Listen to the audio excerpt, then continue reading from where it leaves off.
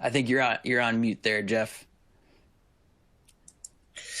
Just to make sure that we all still remember, COVID is a reality. The ever popular forgetting to unmute yourself. Thank you all for joining us. And I just want to begin as well by recognizing, can we take a deep breath? Can we just simply acknowledge that we are tired? All of us are tired, even though we're beginning to see some hope, even though we're beginning to see some changes. It's still a reality that that we've been contending with this for longer than any of us ever would have thought.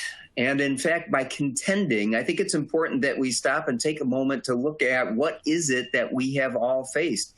You know, has it only been in the last 16 months? Obviously, COVID is the backdrop to all of it. That is the part that is inescapable and has surrounded the globe. And so as we've gone through the various waves of COVID, we've all had to adjust with that, and that's been an ever-present challenge to each of us. But I also, in the U.S., we are all acutely aware, and particularly those in Minneapolis, of the murder of George Floyd and the protests and civil unrest that followed for that throughout the summer and continue in many areas today, which led in many ways to one of the most historically divisive presidential election in memory that we can have, which led to the breach of the U.S. Capitol, something that hadn't happened in over 150 years. Followed by, and we almost forget these things because so much has been happening nonstop, that there was a mass shooting in Atlanta, followed by immediately in the same context as the Derek Chauvin trial, which built on, again, the tragedy of George Floyd's death, followed by another mass shooting within only days in Boulder, followed by another mass shooting within days in Indianapolis at the FedEx plant. And so all of these situations, I don't even have on there that 2020 had one of the most pervasive wildfire seasons in memory, as well as it having been the most active tropical storm season that the U.S. has experienced in over 10 years. So are you tired? We've earned it. It kind of makes sense, and it's not a surprise that has occurred. And so I think what we're hoping to do today is just look at, yes, what have we done in response to these, but also how can we prepare for what's coming down the road? Because if 2020 and 2021 has shown us anything, it's not a question of if something happens, it's a question of when and how often. Absolutely. It's been quite the wild ride the last year and a half here. So thank you for that intro, Jeff. Let's get started with the questions. So the first one here, what will be the most important responsibility of EAPs?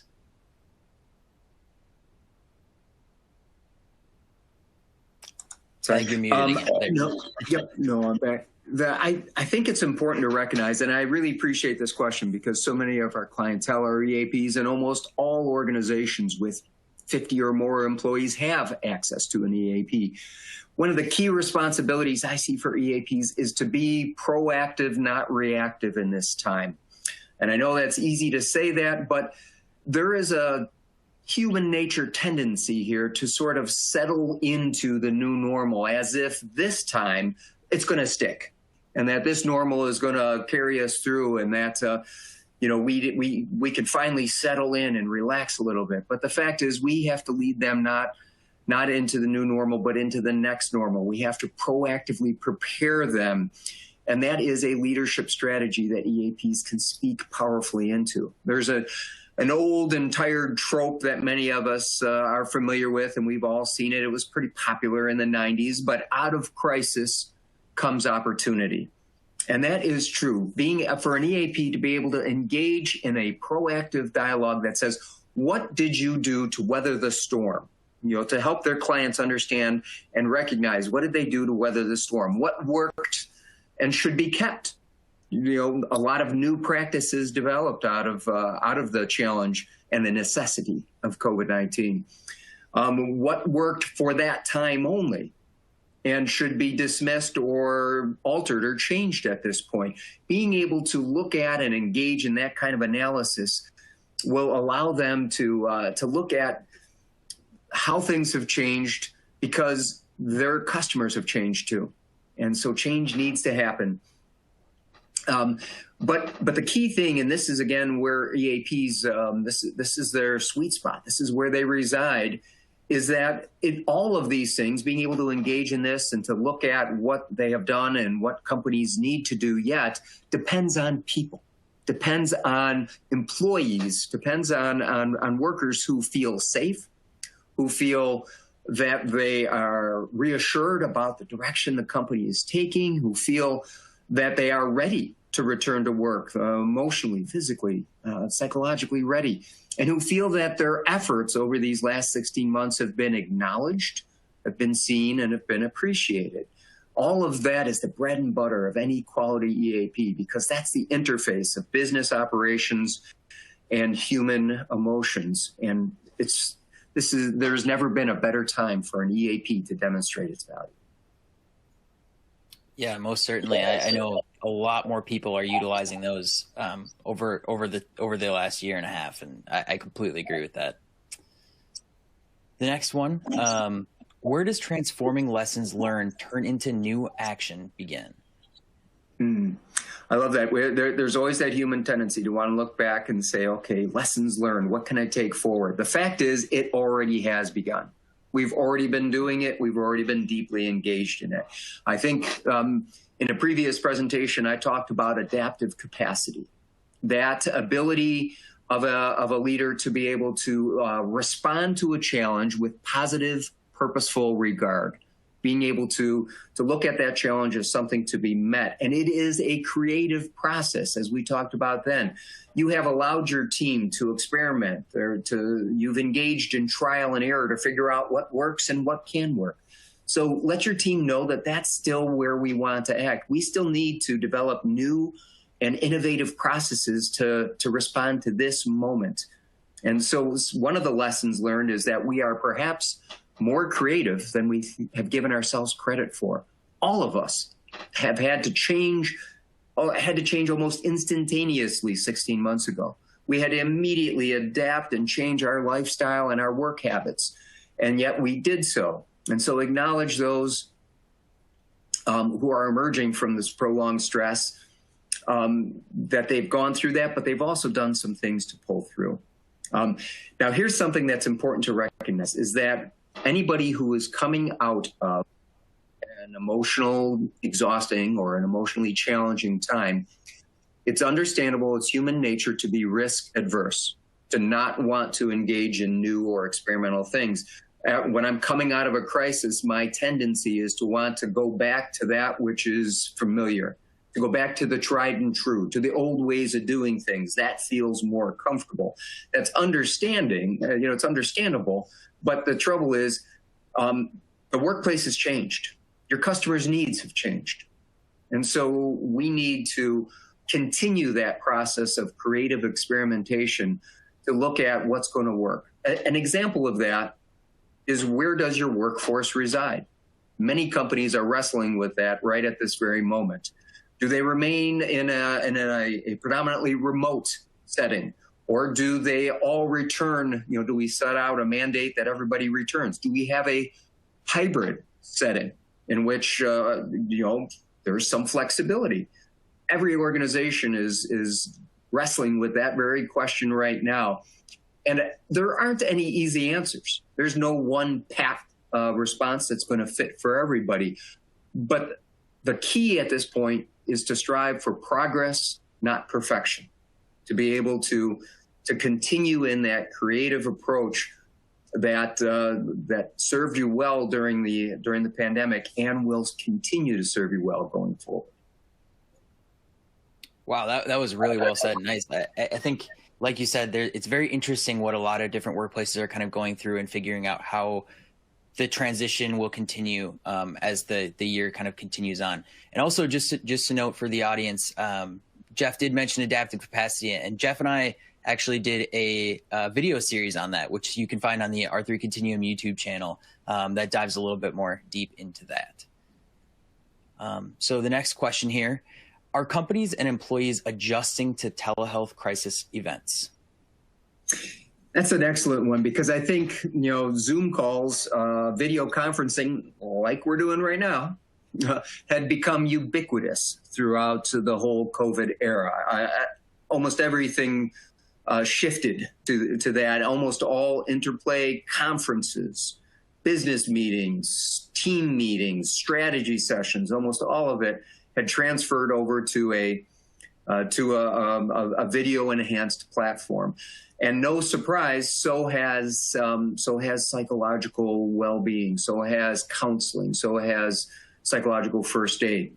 And so the question of have companies adjusted to a telehealth platform for crisis response is an excellent question, because in this particular venue, in terms of utilizing and leveraging the value and the strengths that a video presentation has definitely been part of how we at R3 have responded to our customers' needs when a crisis occurs. We have responded over 5,000 times in the course of the last 16 months, utilizing a video platform for disruptive event management services to provide support for work groups that were operating remotely, or where that just was a safer or more effective model. Now, it's also true that we have continued throughout to provide on-site services where a counselor is deployed directly to a workforce. And I would say that while it has waxed and waned as the waves of the pandemic hit, I would say at one point it was, and this is more anecdotal, but my assessment of it was that at one point, about 30% of our services were offered through a telehealth platform, and the remaining 70% were still conducted on site, face-to-face with a counselor. Now, here's something that I would suggest going forward, something that I think a lot of organizations and companies have adopted and have come to realize. Typically, and in the past, it was considered an either-or kind of proposition. Either you're going to do it remotely, provide support remotely, or you're going to provide support on site.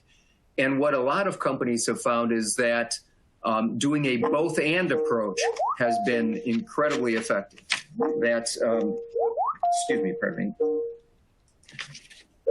Both and approach has been very effective because the telehealth approach allows for a response almost instantaneously in near real time. You can have a counselor addressing those folks and providing needed stabilization and a triage within 30 minutes of a crisis happening, and then follow up perhaps in the next day with an on-site counselor who can take things to another level.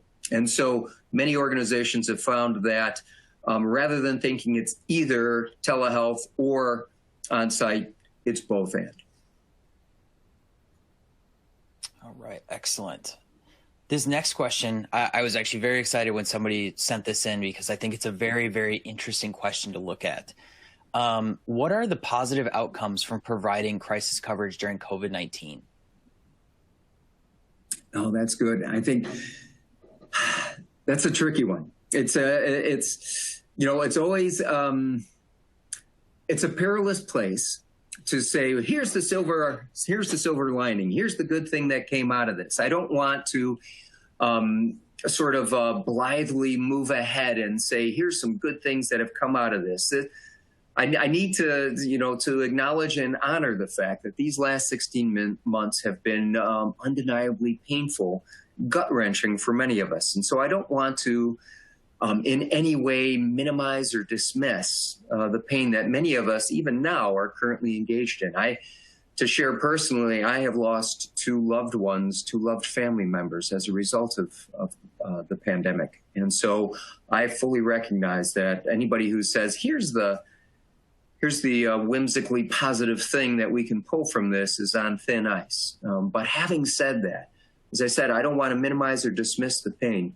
But on the same token, I don't want to minimize or dismiss the power of the human spirit to rise to the occasion, to rise to this moment as we have, the resilience that we so often talk about. So many companies have risen to this moment and have found ways to pull together that they never would have thought possible prior to this challenge coming. Post-traumatic growth, the idea that, yes, the trauma was real, but yet still I learned some things. I gained some knowledge, what might have been called in older days wisdom, that I have grown because of this. Despite it, I have yet different, and I see things, and my knowledge is deeper, and my thought is more encompassing, perhaps. Post-traumatic growth is real, and we're seeing it. And maybe now is a time to take stock and reflect on the thousands of things that we did to not only survive, but to rise above, to exercise our resilience, to cope through this crisis. At R3, we have had the humbling honor of responding over 2,000 times a month over the course of this last 16 months. We have heard incredible stories of resilience, of resolve, of encouragement at workplaces coming together all across the U.S. So it's no longer a question of if we can get through this. We are getting through this. We will continue to get through this, and we will reclaim more and more of our lives as we move forward together. That is worth celebrating. Very, very true. Great insight on that. The next one here. How can organizations be proactively preparing for our next crisis?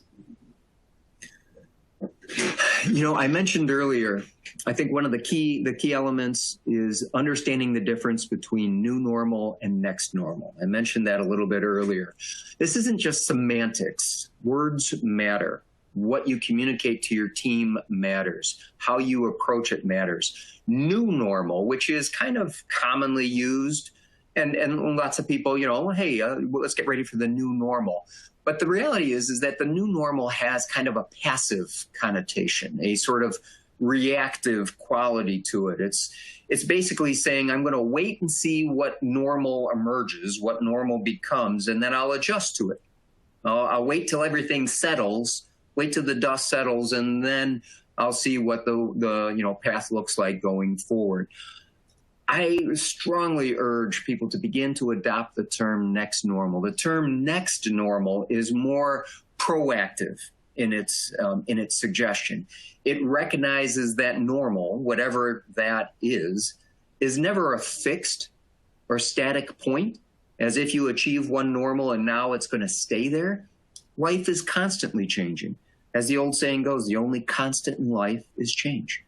And so wise leaders try to anticipate, to shape the next normal, be able to influence the next normal, to recognize that things will change inevitably. What can I do to seek advantage or opportunity in the marketplace, perhaps, or with my workforce? To put it bluntly, the new normal, it's the difference between riding the wave or simply getting caught in the tide.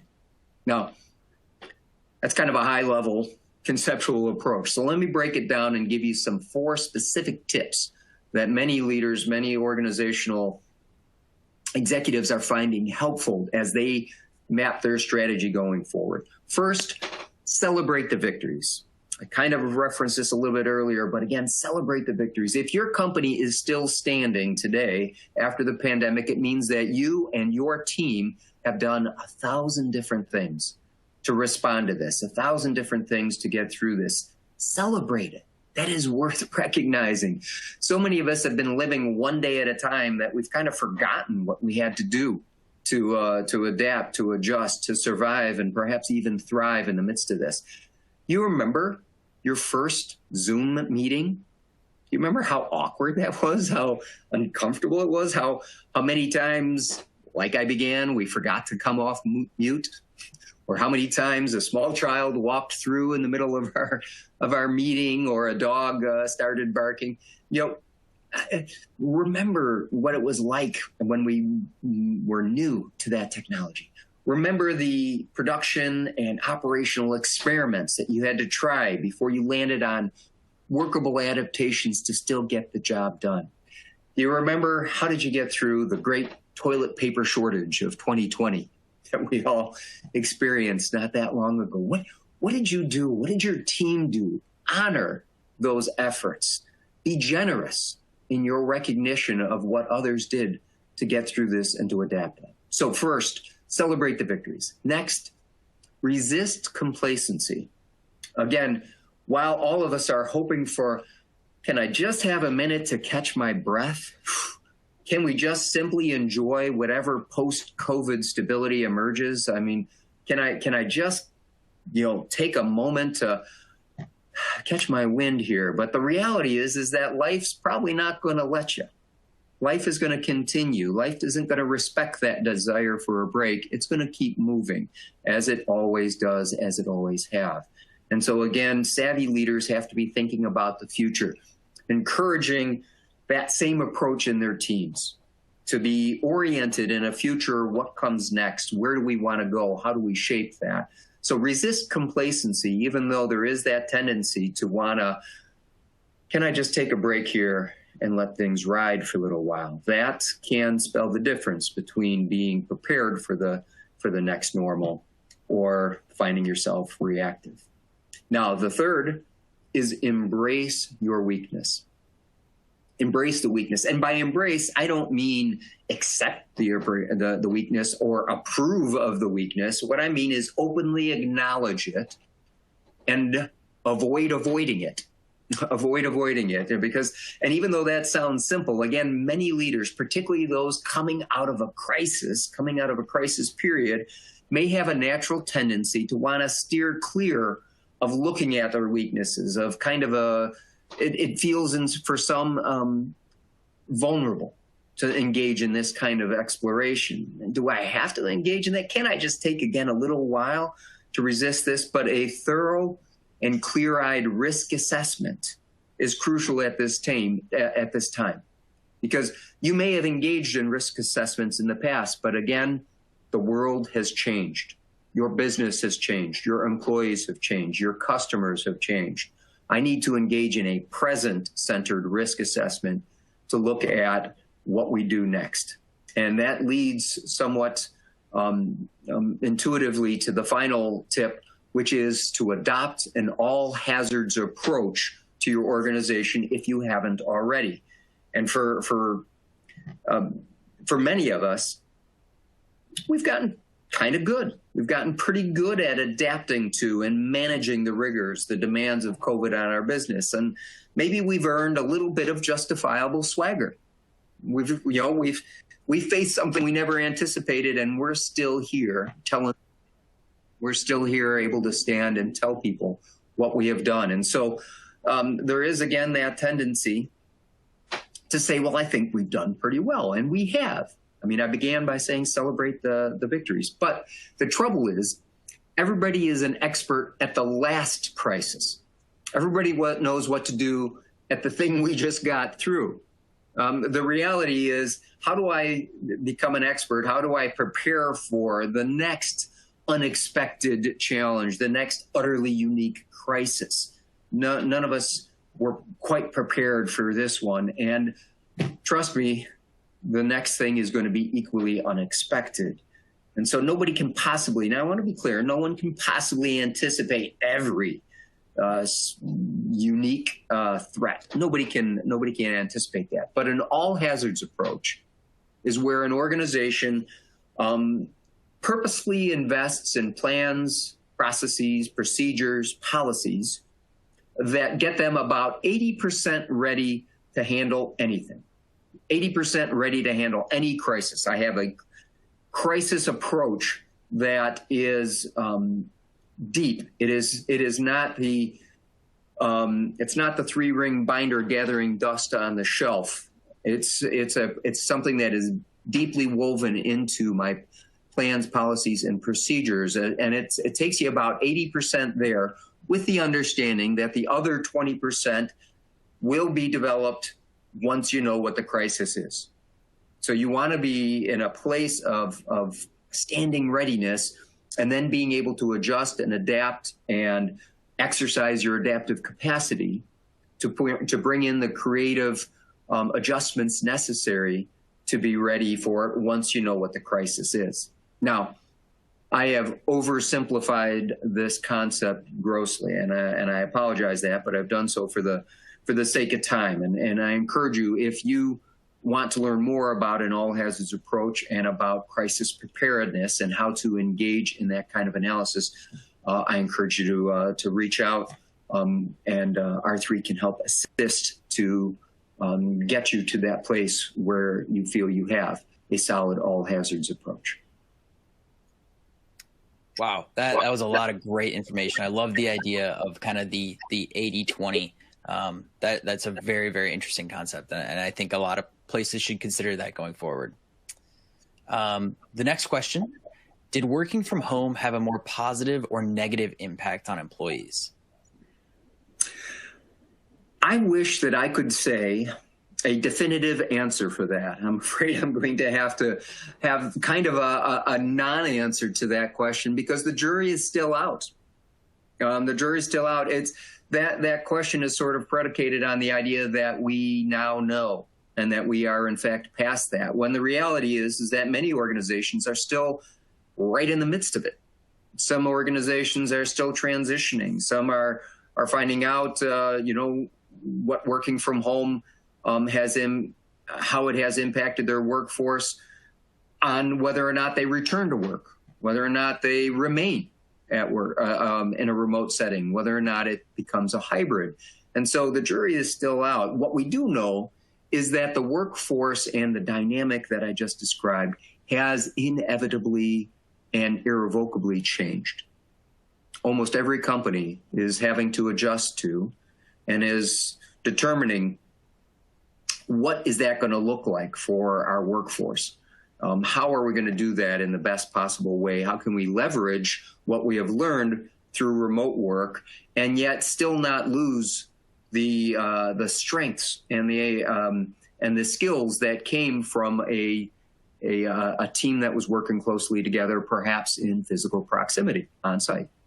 And so, but one of the things that I think is a positive outcome that has come is that almost all workforces have been reinforced in the value, unexpectedly perhaps, surprisingly perhaps, the value and the strength that the work family brings. I think for many of us, one of the things that we lamented the most at the beginning of the pandemic is that I was suddenly acutely aware of how much I had come to rely on my work family, how much I had come to look to them for connection, for support, for social engagement. I had spent, and it makes sense, we'd spent 40 plus hours a week with those folks, sometimes more time with them than with family or friends.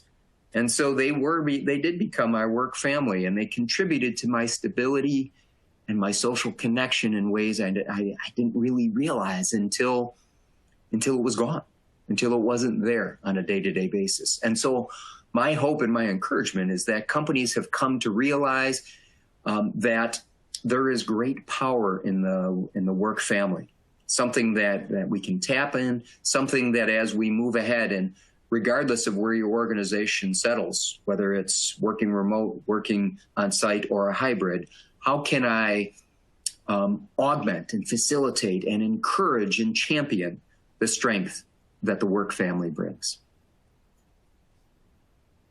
Awesome points. And you're right. That is a tough question to answer right now. I agree with you on that. The next one here: at the beginning of the pandemic, my workforce was visibly burned out. If a crisis were to occur again, what steps should I be taking to support them? Again, I kind of reference this, and I don't want to be a broken record, but I think now more than ever is a time to leverage the incredible value, the resources of your employee assistance program, should you have one, and to do so before the next crisis. Again, I think that for many employers, they tended to think of their employee assistance program in a reactive way. We'll call them when there's a crisis. We'll refer an employee when they are having a productivity or a behavioral health issue. We'll look to them when we need substance abuse referral. It was reactive. My encouragement is that employers, savvy employers, use this time, the impetus, the motivation of coming out of this crisis, this once in 100-year crisis, to really dive deep into the resources that their EAP can offer. EAPs can help with reintegration strategies as you're trying to determine, do I bring a remote workforce back to the site? They can help you look at what some of the emotional challenges to that could be, particularly after you've had employees who may have experienced a prolonged period of isolation or emotional stress. This is where the EAP can help. A full-service EAP provides real-time and easily accessible behavioral health support for employees and their families. I want to stress this, and their families, because again, being able to, we have spent more time with our families over these last 16 months. I have found myself working and teaching and feeding and supporting my family on an almost, every 10-minute basis here. I've been engaged with and in such close proximity with my family. Being able to, you can't just say, now I'm going to go back to work. Now I'm going to go back to the setting. An EAP can help with employees for whom that is going to be a challenge. And how can we do that? So EAPs can help you conduct a gap analysis, being able to take a look at what are my teams, my employees' behavioral health needs? How can I enhance their well-being? What resources can I offer to them? And how easily can they access it? So at this time, I really think this is, again, the moment for employers to recognize their EAP is a ready resource. Use it. Awesome. I think this next question ties in very well with that. Other than information on our EAP, what resources should we be preemptively providing our employees before returning to work? I really appreciate that as well, because again, I don't want to suggest that EAPs are a magic bullet, a one-size-fits-all. You call them, all your problems are solved. No, we all know, and leaders know, of course, that it still depends on the tone that they set, the presentation they have with their team, the strategies they lay out. And so the one thing that I would say that every leader can do preemptively to work with their employees, it kind of goes back to an old familiar saying, the old saying that knowledge is power. I think knowledge is power has never been more applicable than right now. Keeping your team well informed, keeping them knowledgeable is the best way to empower them to adapt to the next stages coming ahead, to the next phases. Communicating often with your workforce, sharing frequent updates about here's what the next week is going to look like. Here's what the next day is going to look like. Here's what the next quarter is going to look like.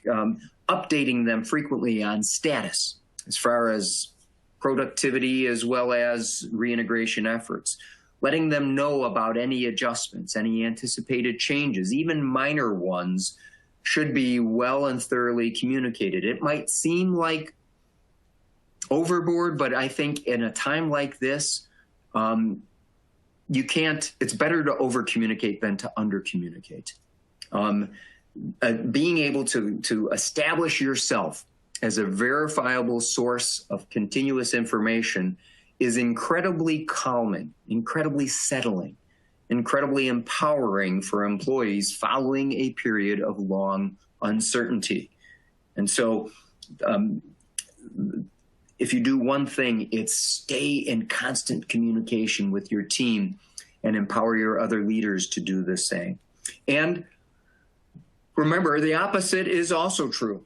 By not communicating to your team, by saying, I'll just let them know when they need to know. I'll let them know when it's something important. I don't want to I don't want to overburden them with minor things, and so I'm not going to communicate until they really need it.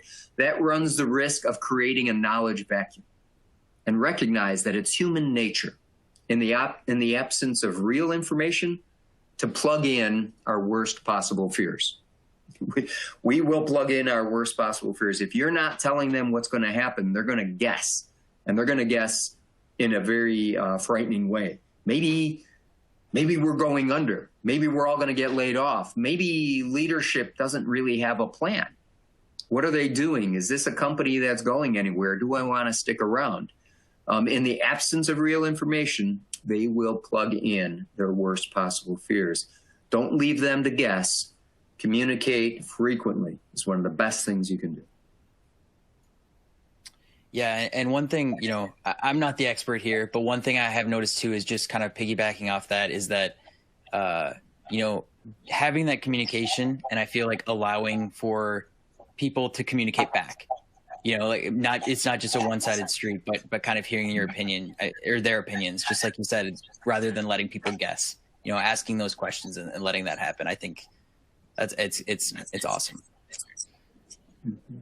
So the next year, how often should employers be checking in on employee mental health, and what are ways to do that without being obvious? That is, again, an excellent question, and I appreciate what's implied behind that as well. So, again, an effective leader cares for their team. An effective leader knows that what we've all been through has had varying levels of impact for everybody, but everybody has had their own sort of story of what COVID meant and what challenges it brought and how we faced it.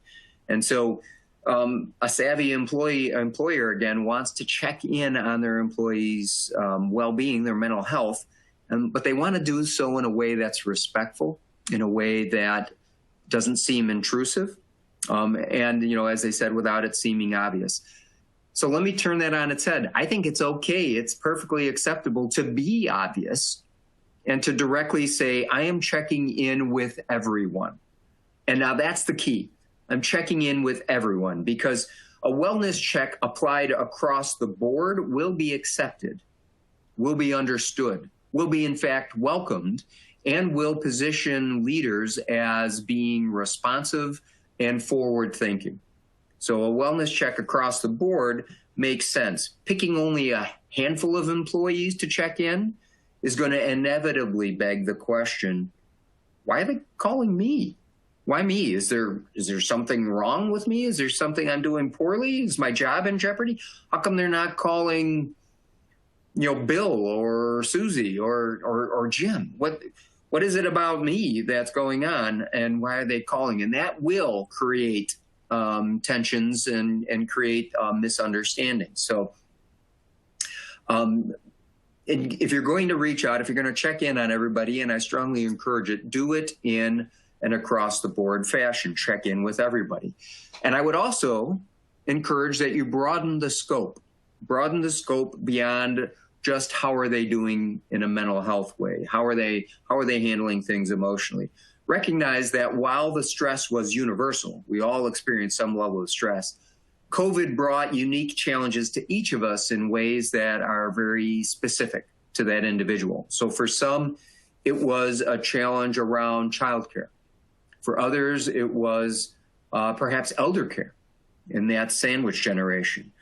For some, it brought financial challenges or even legal challenges, other health concerns that were brought up, housing situations. So it's safe to say, if I were a leader, if I were coaching a leader, I would say it's safe to say something like this. Listen, the last 16 months have been challenging for all of us. It's been tough for all of us. And we're checking in with everyone to see what return to work or return to the site or return to operations or return to normal looks like for you. We want to see what return to work looks like for you. And I think a general question like that allows a leader to identify and begin to understand any barriers that might be present in that employee's successful, maximizing their role and their potential once again. Now, the trouble is some leaders might say, well, isn't this looking for trouble? I mean, why would I want to go out of my way and open up that Pandora's box? Isn't that, like opening the door and begging for trouble when maybe there isn't any? But rest assured, the trouble is already there. The challenges have already been faced. The barriers are going to be there one way or another. You will find out about the barriers one way or another when folks don't show up anymore, when folks kind of show up, when they show up with a really awful attitude. And there are, or when they're not, when they're distracted because of unresolved issues around childcare or elder care, for example. So a savvy leader wants to know beforehand what challenges my employees face, how I can respond to that before it becomes a problem at work. And again, I strongly encourage you to partner with your EAP and services around that. Yeah, I know with that too, you said some people may not want to open Pandora's box. And if you've attended a webinar before in the recent months of ours, you've probably heard the stat that, at the end of 2020, they realized that depression rates had increased, fourfold. There's a lot more people dealing with things that you may not expect. So I think those are some excellent points. So this is a pretty loaded question, but this is our final question that we have up here for Jeff. So if you have any questions, feel free to start asking them in the Q&A widget. And we should have some time here at the end to get some of those answered. So with that, Jeff, the last one here, what will be the hardest thing workers face during the last 6 months of the year? So I think the term that has come to be familiar is reintegration. As we look at moving beyond COVID, or moving to a point where COVID is no longer the dominant thing we are thinking about and wrestling with, I think reintegration as organizations return to some level of normal productivity, it's going to bring a host of challenges to individual workers as each one of us contends with the unique financial, professional, personal aspects of what's being called the great pause of the last 16, 18 months. But I want to highlight something that I think is going to be an unexpected challenge: reintegration itself. Reintegration itself, even though that's the thing we are all hungering for, desiring. I can't wait to get past this. When can I get back to things feeling like some semblance of normal? And so we want the thing we're looking for most is reintegration. But I want to use this as an analogy. Do you remember, for those of us, do you remember the first time that you went away to college? You moved away to college, or you moved out of your parents' home for the very first time. You moved into your own place. You moved away from home. And think about the first time you were then going to return home. Maybe it was for the summer, or maybe it was for a weekend, or maybe it was for a holiday or a visit. So the first time you moved away, and then when you returned home, and you were so excited to return home, so excited to see your loved ones, so excited to enjoy all the comforts of home, the familiar, all the warmth, all the memories that you had hoped to say. And so you walk in the door and you find it's different. It's radically different. Something has changed. And I don't mean wallpaper, and I don't mean that they've cleared out your room. What I mean is that emotionally, it's the same, but it's not the same. You're walking into an environment and you realize, all of us had at some point or another, you realize you can never really go home again. So you can move into a new phase, you can change things, you can adapt into a new chapter, but you can never really go back to what it is. Now, magnify that experience exponentially and apply it to the COVID reintegration. We have all endured 16, 18 months of major disruption to our lives, and I can't wait to get back to work and see my coworkers face to face again. Oh, that's going to be incredible. Or get on a plane and visit a customer like I used to do, or attend an industry-related conference and renew some of the connections with my colleagues and with my other professionals and be able to connect with them. I can't wait to get back to things being normal, to attend a business dinner or a happy hour with coworkers after work. We were all hungering for things to get back to normal. Whatever it is, there's going to be subtle but powerful challenges when we return to work. And it's what in behavioral health we call cognitive dissonance. Cognitive dissonance. That challenge between that disconnect between what I want it to be and what it actually is, what I'm looking forward to and what it turns out to present itself to be.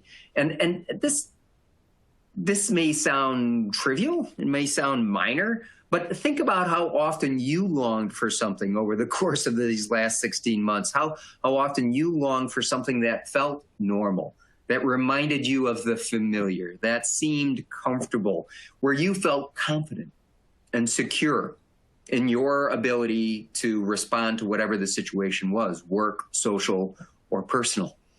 And now it's different. Now it's different. I was longing for that familiar, and it's different, and it always will be. It's never going to go back to the way it was. Now, I want to be clear, this is not insurmountable. Like I said, that actually is a factor of life. It's a part of being an adult. It's a part of growing up.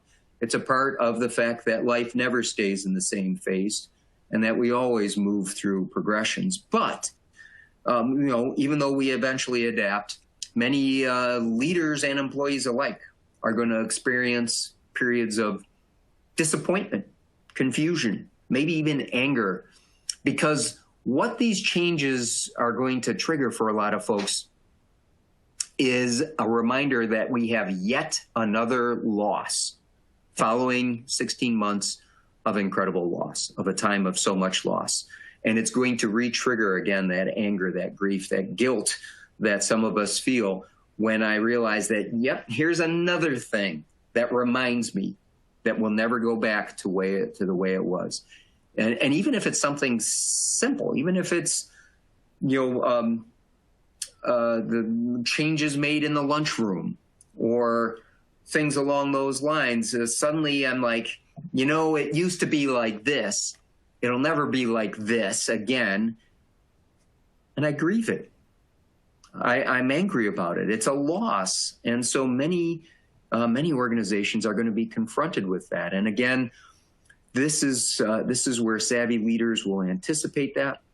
This is where EAPs can play a pivotal role in helping employees correctly identify, articulate, understand that process, and be able to say, yes, some things have been lost. Yes, some things are different.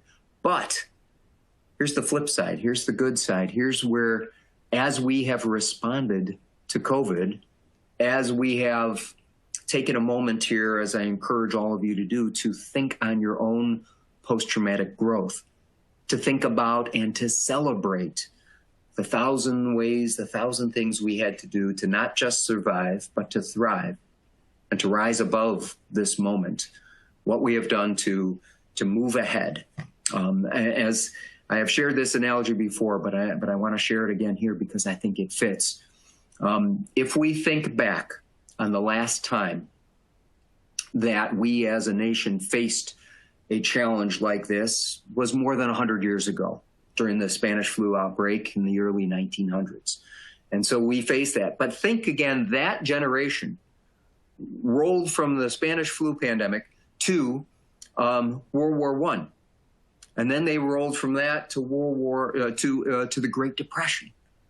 And then they rolled into World War II. That generation experienced all of that. And when we think back on that generation, when we identify them, there's a phrase that is commonly associated with them. And it's not the unluckiest generation. It's not the saddest generation. We often refer to them as the greatest generation. Not because they were dealt a winning deck of cards, but because of what they did and how they responded to it. Were there mistakes? Were there things we could learn? Absolutely and undoubtedly, as is always the case in life. But my challenge, my hope, my encouragement for each of you today is to think about what's our story? What's the story you're going to tell generations from now when you're sitting talking to your grandkids, if you will, and saying, wow, how did you get through the pandemic? What did you do? How did you handle it? What will your story be? And I want you to celebrate it, to be able to look back and say, yes, that was a difficult time, but here's how we responded to that crisis. And here's what we learned to prepare us for what crises may come. Wow, that was powerful. Great points. So yeah, that was fantastic. So with that, we do have about 8 minutes left till the top of the hour here. So if you have any questions, feel free to send those in, or even thoughts. That would be great. There is a couple that are waiting to be answered, but while we wait for a couple more to come in, I just want to take this time and kind of invite everybody into our next webinar. It'll be on Tuesday, July 20th at 12 p.m. Central Time. The webinar is titled How to Identify Gaps in Your Company's Security Program. The presenters for that webinar will be R3 Continuum's Medical Director, Dr. George Vergolius, as well as R3 Continuum's Senior Vice President, Hart Brown. This webinar will go in depth on the essential components of a workplace security program and cover proven best practices. And if you have a security program already in place, they'll be going over different policies and procedures to make sure your program offers the highest level of security and liability protection.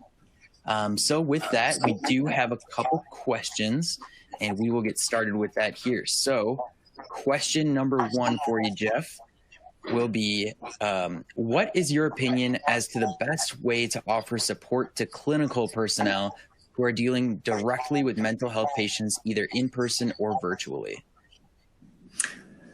Excellent question. And how do we care for the caregivers? How do we support those who are supporting others? I think that's an excellent question.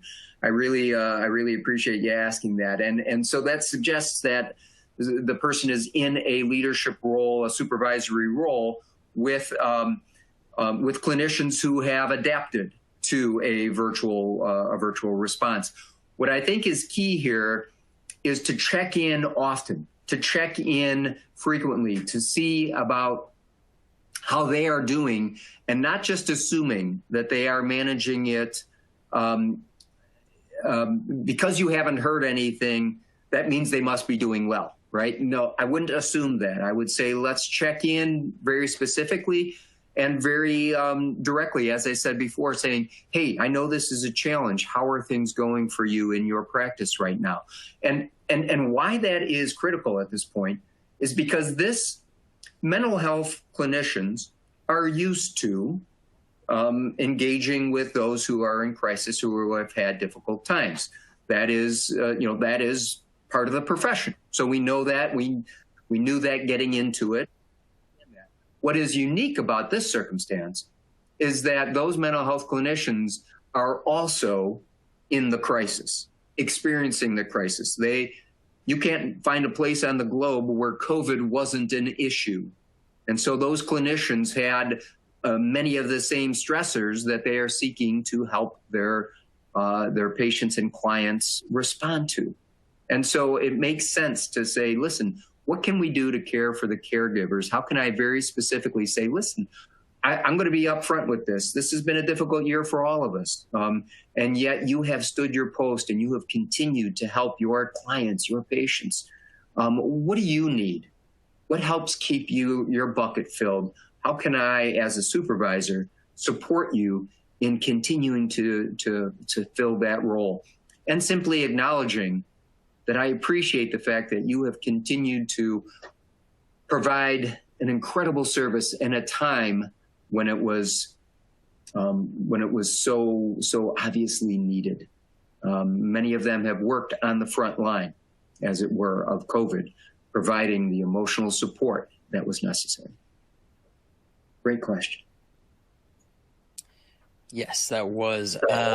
And we still have a few minutes, so if you have any others, keep them coming. But this one, it plays off that one pretty well, I think. Do you see differences in how people respond to crisis response, whether that be virtually, telephonically, or on site, or is it all effective?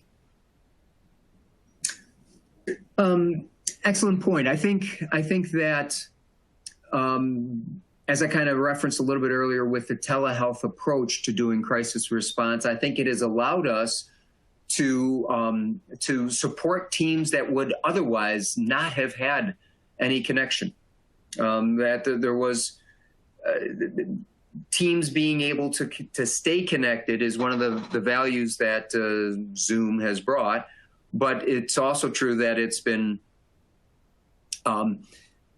provided an opportunity for them to extend to each other the support that they needed. But that being said, face-to-face on-site support, I think, has also been augmented. It's been an encouraging response because so many people were able to rely on the strength of the work family that I referenced earlier. So they were able to see that that being present also had a new and perhaps accentuated power because in so many areas of my life, I wasn't able to be present with other people. And so I think we're still seeing what some of the challenges have come out. But one of the things that COVID clearly brought is the need for and the value that comes from having immediate response, of having a crisis response. I think employees are looking to their employers to provide this on a regular basis now. I think it's become an accepted part of standard business procedure. Yeah, I would agree with that. And kind of, again, this one plays pretty well into it, but and this may be our last question, but do you think that application-based resources will be more relevant and make supporting employees easier in the future? I am old enough, so this shares my age, but I'm old enough to remember back in the, late 80s, early 90s, when in mental health, there was sort of the self-help craze and lots of books and lots of encounter groups and lots of support groups took place. And there was kind of a fear, any of you who remember, who share a similar age demographic as me, is like, oh, is this going to replace therapy? Are people going to just, rely on these external resources and no longer need therapy?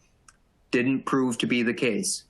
I view applications in a similar sense. It is a new tool. It is a helpful tool. It is a valuable tool that brings resources in ways that allow employees to augment their own well-being and attend to their own mental health. But it's not going to take the place of counseling wholesale. It's not going to take the place of EAPs wholesale. EAPs are a comprehensive approach. Counseling is a focused intervention, and I think there is always going to be a place for that. And so there's tremendous value that that single point solution apps bring, but I would not say they are the only solution or the final solution. Right. So with that, we are hitting the top of the hour. So I just want to remind everyone that you can download the slides from today in the resource tab, as well as download the exclusive handout that Jeff created for all the registrants for today. You can find more information to the R3 Continuum services on our website at r3c.com. And on behalf of Jeff and myself, thank you for joining us today. And we hope to see you again at one of our next webinars. Have a great rest of your day.